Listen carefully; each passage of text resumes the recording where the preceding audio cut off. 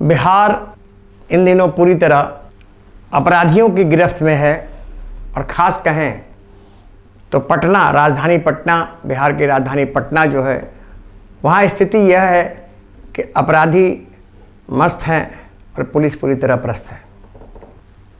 आंकड़ों की अगर हम बात करें तो बिहार पुलिस ने जो आंकड़ा जारी किया है उसमें जनवरी से मार्च तक, इस वर्ष जनवरी से मार्च तक 3 महीने में राजधानी पटना में कुल 40 हत्याएं हुई, 153 चोरी की घटनाएं हुई। इसके अलावा छोटी मोटी जो वारदातें हैं जो पुलिस की पहुंच से दूर रहती है या पुलिस तक लोग मामला दर्ज कराने नहीं जा पाते, उसकी बात हम छोड़ दें। अभी रविवार की रात पटना सिटी में एक व्यक्ति की गोली मार के हत्या कर दी गई, माल सलामी थाना क्षेत्र में। और ठीक उसी वक्त अगमकुआं थाना क्षेत्र में 0 माइल से थोड़ा आगे एक बस यात्रियों को लूट लिया गया। तकरीबन 8 से 8:30 का समय रहा होगा जब यह वारदात हुई। 20-25 की संख्या में अपराधी बस को रोकते हैं, बस में चढ़ते हैं और यात्रियों के साथ लूटपाट करते हैं। अब जो मैं घटनास्थल आपको बता रहा हूं वह पुलिस उसके इर्द गिर्द हमेशा तैनात रहती है।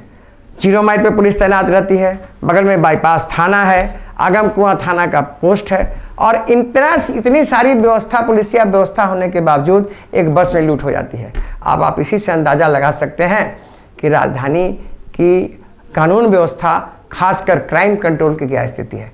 24 जुलाई को दिन में 2 बजे जक्कनपुर थाना से महज 200 मीटर की दूरी पर कार और बाइक सवार कुछ अपराधकर्मी एक युवक को लूट लेते हैं। उसे महुआ ले जाने के नाम पर उसे कार में बैठाया जाता है, फिर थोड़ी देर ले जा करके उसे उतार दिया जाता है, उसका हाथ बांध करके उसके 4500 रुपये, मोबाइल, राजीव यादव उस व्यक्ति का नाम है जो समस्तीपुर का रहने वाला है, छीन लिया जाता है। और उस बेचारे की स्थिति ये होती है कि वो अपने घर जहाँ सिपारा में रहता था जाने के लिए किसी दूसरे व्यक्ति से, यानी उसको कहे कि एक तरह से भीख मांग करके वो 100 रुपये इकट्ठा लेता है और तब किसी प्रकार घर पहुँचता है। इस मामले में जो सबसे ज़्यादा चौंकाने वाला तथ्य यह है कि पुलिस को इसकी तनक नहीं थी। जक्कनपुर थाना मैंने कहा कि 200 मीटर की दूरी पर है, लेकिन पुलिस को उसकी भनक तक नहीं थी।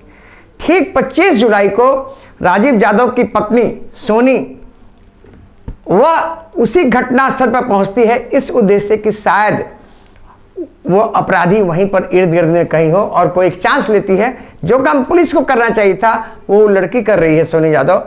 और देखिए उसमें उसको सफलता भी मिली कि वो उसी घटनास्थल पर जहां से वो क्राइम हुआ था उस घटनास्थल पर पहुंच करके पीओ पर पहुंच करके वह जो है 1 घंटे तक तकरीबन उस इलाके में चक्कर लगाती है, बैठी रहती है, कभी पान की दुकान पर जाती है, कभी बस को देखती है।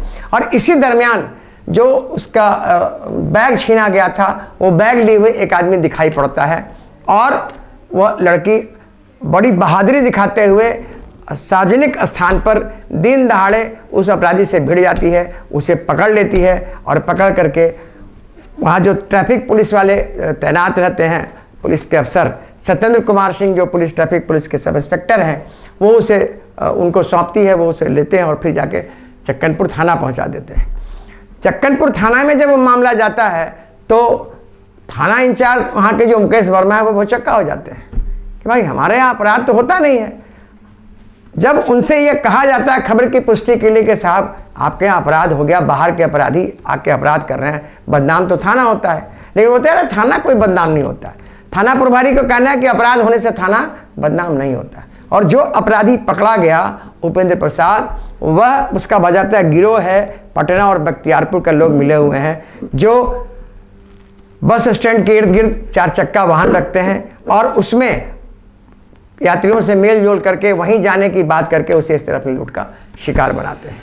ये तो छोटी मोटी वारदातें हैं। अभी पिछले 20 जुलाई को गोपालपुर के लंका कछवाड़ा गांव में 2 गुट आपस में भिड़ गए और जम करके गोलियों का तरतड़ाहट गूंजी। 3 लोगों को गोली मार दिया गया। पुलिस तकरीबन 45 मिनट बाद घटनास्थल पहुंची। आज भी उस गांव की स्थिति यह है कि वहां तनाव है और वहां पुलिस बल की तैनाती की गई है। कहने का मतलब कि जिस ढंग से पटना में अपराध बढ़ रहा है, जहां की पुलिस के नाक के नीचे हर जगह पुलिस तैनाती का दावा किया जाता है और अपराधी अपराध करके भाग जाते हैं। अभी 2 दिन पहले एक महिला का चैन छीन लिया गया। चैन लूट की वारदातें तो इतनी हो रही है कि मत कहिए। एनसीबी, जिसे हम नेशनल क्राइम रिकॉर्ड ब्यूरो कहते हैं, उसने जो रिपोर्ट जारी किया है, उसने बिहार को अपराध के मामले में 5वें पायदान पर रखा है और पटना उसमें टॉप है। यानी जिसने उसने कहा है, भारत सरकार की एजेंसी है कि पटना जो है वो क्राइम कैपिटल बन गया है। तो स्थिति ये है राजधानी पटना की, जहाँ के हुक्मरान, जहाँ के पुलिस कप्तान क्या करते हैं, यह आप खुद देख सकते हैं।